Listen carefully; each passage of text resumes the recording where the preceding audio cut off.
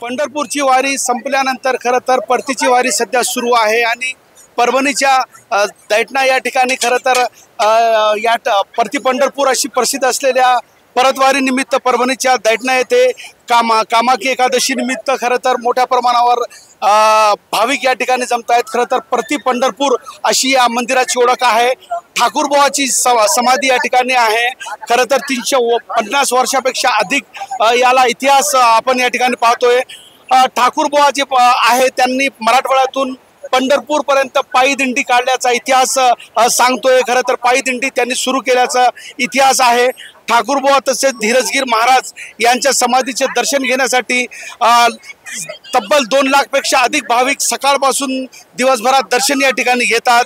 मोठ्या प्रमाणावर भाविक या ठिकाणी आपण जमल्याचं आपण या ठिकाणी पाहतोय। खरं तर वारीचे 4 जे मुख्य फळ आहेत त्यापैकी एक पहिला फळ आहे ठाकूरबुवा यांचा। ज्ञानेश्वरी माऊलीच्या पालखींची सेवा ठाकूरबुवाच्या फळाला सेवा करण्याचा त्या ठिकाणी अधिकार मिळालेला आहे। खरं तर ठाकूरबुवा यांच्यासोबत मुस्लिम सुफी संत असलेल्या गुलेर बाबा हेही 350 वर्षापेक्षा अधिक वेळ काळापासून त्या ठिकाणी पायी प्रवास करत होते। एकूणच राजकीय नेते मंडळी या ठिकाणी मोठ्या प्रमाणावर दर्शन घेण्यासाठी येत आहेत। आज दिवसभर हा एकूणच सोहळा चालणार आहे। आता मोठ्या संख्येने भाविक या ठिकाणी जमल्याचं आपण पाहतोय। मोठ्या प्रमाणावर परतीच्या प्रवासादरम्यान वारीचे जे वारकरी आहेत ते या ठिकाणी दर्शन देण्यासाठी या ठिकाणी दाखल होत असल्याचं आपल्याला पाहायला मिळते।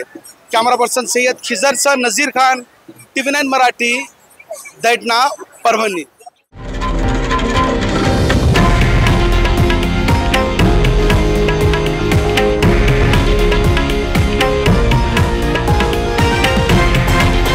हे आहे देशातील नंबर 1 न्यूज नेटवर्क आणि आपण पाहत आहात TV9 मराठी, एकमेव।